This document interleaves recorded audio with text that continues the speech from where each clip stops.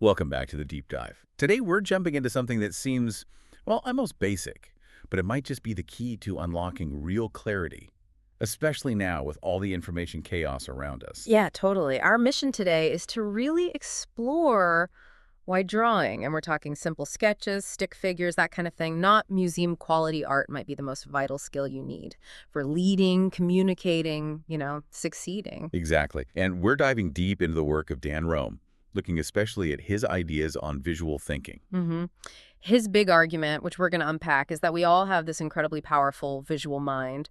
But somewhere along the way, especially when we step into the professional world, we kind of forget how to use it. Right. We default to, like, endless bullet points and dense reports, Yeah. walls of text. And the need for this kind of, let's call it visual literacy, it's never been greater. I mean, the sheer amount of information being generated is just mind-boggling. It really is. Yeah. Think about the statistic Rome highlights. Some estimates say that a massive 90% of all the data that exists right now was created just in the last 2 years. Just 2 years, we're literally swimming in data. Drowning, maybe? And it's not just the volume, it's the type of data too, isn't it? Absolutely. Yeah. If you look at what's flowing across networks, something like 90% of that data transmission is visual. Videos, photos, charts, diagrams. Our whole world is basically shouting at us in pictures. Yeah, but here's the crazy paradox Rome points out, and this is really for you, the listener, to think about. If 90% of our communication environment is visual, why is it that maybe 90% of business folks feel totally lost when it comes to actually using visuals effectively in their work? It's like being visually illiterate in a visual world. Precisely. So this deep dive, it's really about trying to close that gap for you, that big 90% gap. Okay, so let's tackle that mental barrier head on. The whole drawing equals artistic talent thing. Right, because that's the core idea Rome hits right away. Drawing is thinking. It's not about art. That's the tough sell, though, isn't it? Yeah. We have this idea baked in that if you can't draw, like a perfect portrait or something, you just can't draw, period. Yeah, but Rome really pushes back on that. He says, look, we accept that writing is just a way to record language-based thoughts, right? Sure. So why can't we just accept that drawing is simply a way to record visual thoughts? It's a mechanism. It makes sense when you put it like that. Right. We forget it's something fundamentally human, don't we? Totally. And there's actual evidence. He talks about our ancestors, the cave dwellers, Og and Egg. He calls them drawing these complex scenes on cave walls like 32,000 years ago. Wow, 32,000 years. Yeah.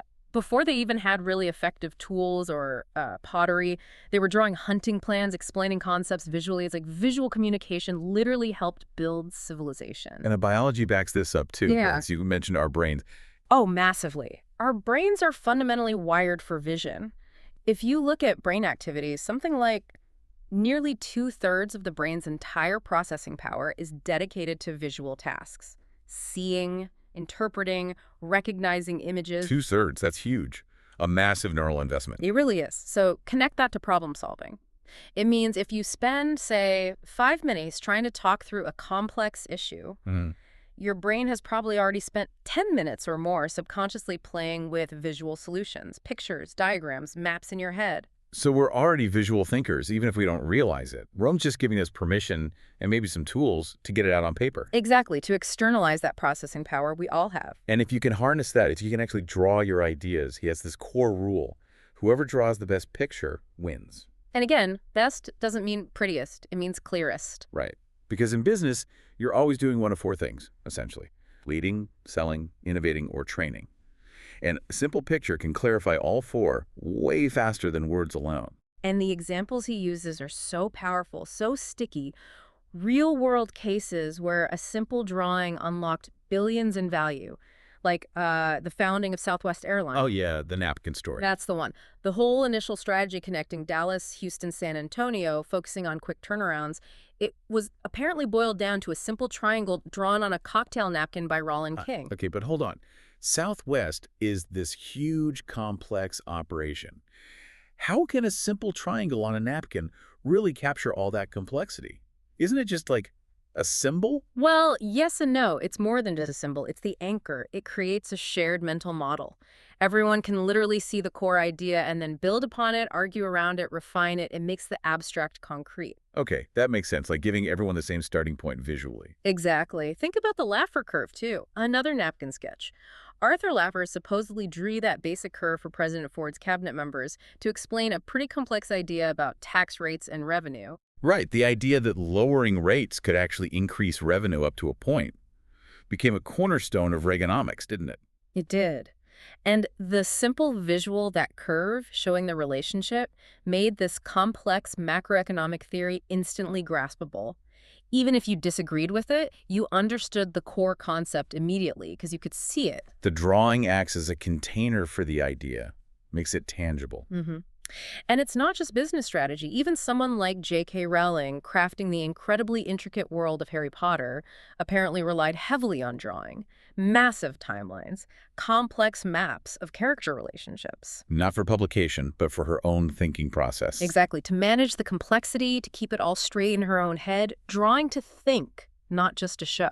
Okay, so if we're convinced we want to tap into this power, where do we start? Rome says we need to begin with the human element, right? Yes, absolutely. Chapter 5 is all about the who. Why? Because people are fundamentally interested in other people. Any effective visual story, he argues, needs that human connection. So we're not talking about learning detailed anatomy here, are we? No, not at all. He champions the simplest possible human representation, the matchstick man, the humble stick figure. Okay, good old stick figures. I think most of us can manage that. Right. And he even gives a super simple guideline for proportions. Head is about 1/3 of the total height, torso is another third, and legs make up the final third, roughly. 1/3, 1/3, 1/3. Why is that simple rule helpful? Because, again, it taps into our brain's visual processing shortcut. We are hardwired to recognize human forms instantly. If you hit those basic proportions, even crudely, the viewer's brain just accepts it. Okay, that's a person, and immediately moves on to understanding what that person represents in the diagram, the customer, our team, the boss. It doesn't get hung up on the artistic quality. It's like a visual shorthand. Our brain instantly decodes. Okay, this makes sense. But it still brings us back to that big fear, that voice inside saying, but I really can't draw. How do we get past that? And Rome has a really great perspective on this. He basically says, you're already doing it. You're drawing mentally all the time. How so? Well, think about when you're really concentrating on a problem. You're turning it over in your mind, right? You're probably picturing the pieces, moving them around, imagining different connections. Yeah, okay, I can see that. Yeah. Like playing with building blocks in your head. Exactly. Yeah.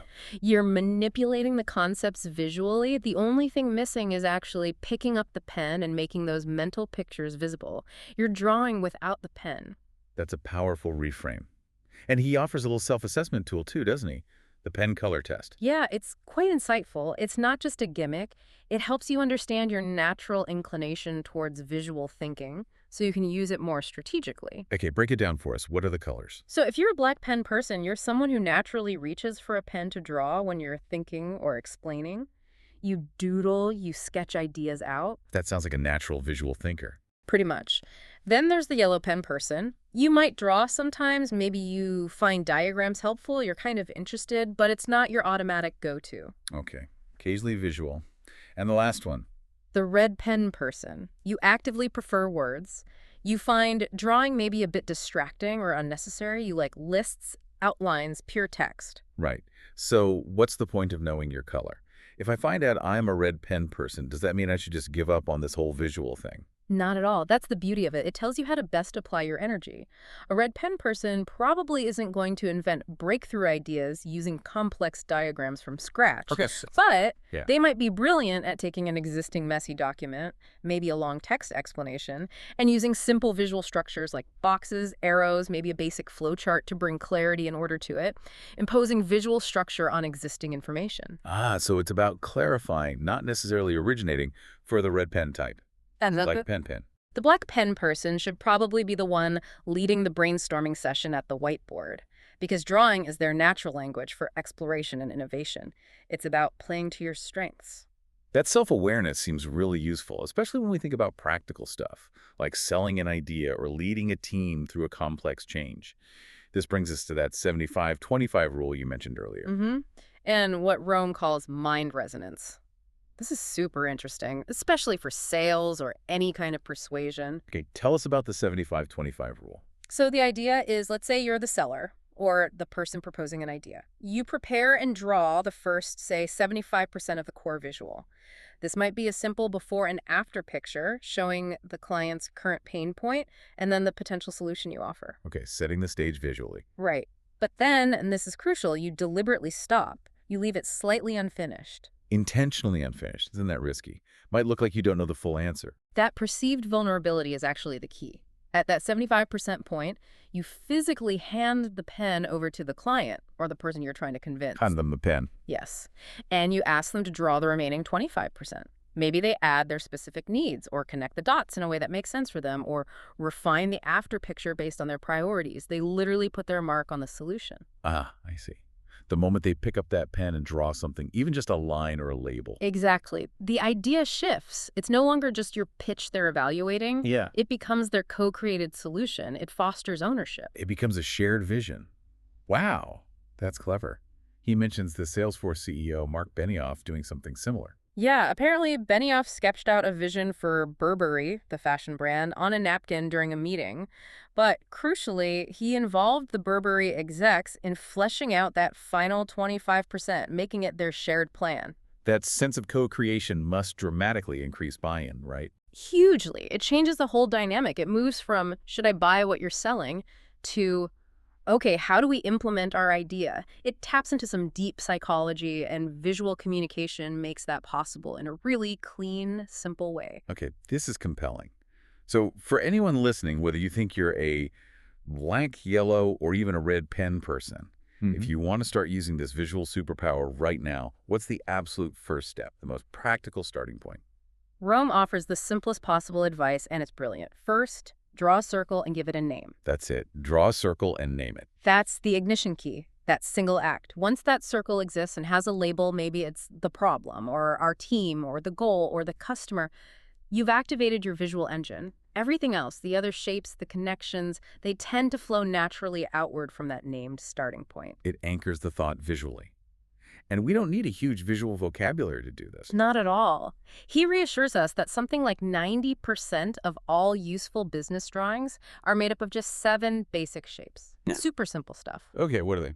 A point or dot, a line, an arrow, a square or rectangle, a triangle, circle or oval, and the occasional irregular shape, like a cloud or a blob. That's really it. Point, line, arrow, square, triangle, circle, blob. That's basically the toolkit. Mastery comes really quickly because you're not learning intricate techniques. You're just learning how to combine these simple building blocks to show relationships and expound ideas. It's about combination, not complexity. Makes it feel much less intimidating. Definitely. And if you bring it all together, the ultimate goal, the why behind doing this, is captured in what Rohn calls the mission badge. It's about achieving 5 key things. Okay, what are they? The ABCs. Kind of. It's perception. A, seeing things more clearly yourself. Beauty, B, not artistic beauty, but the elegance of a clear idea. Then 3 C's, clarity, comprehension, C, making things understandable, and communication, C, getting your idea across effectively, A, B, C, C, C. Perception, beauty, clarity, comprehension, communication. It really does seem to change how you see things and how others see your ideas. It moves you away from, confusing walls of text towards simple, impactful visuals that resonate. Okay, so let's wrap this up with a final thought for everyone listening. Something practical to take away and maybe try out. Great. So here's the challenge, the provocative thought. The very next time you're facing a really tangled, messy problem, maybe it's a leadership issue, a confusing process you need to explain, or a tough sales pitch. Don't automatically reach for email or start outlining bullet points. Don't just talk it out endlessly. Pause. Okay, pause. Then what? Ask yourself this question. If I absolutely had to explain this whole complicated thing using only 6 basic types of diagrams, what would they look like? 6 specific types. Yeah, he suggests 6 universal frameworks that cover most business questions. A portrait, who is involved? A trend chart, how much is changing? A quadrant map, where do things fit? A timeline, Yeah. when do things happen? A flow chart, how does it work? And an equation, why does it happen? Portrait, trend, quadrant, timeline, flowchart, equation. Who, how much, where, when, how, why. Exactly. Try sketching out those 6 pictures, however simply. It forces incredible clarity. So the takeaway is simple. Have a question, have a problem. Draw it out. Draw it out.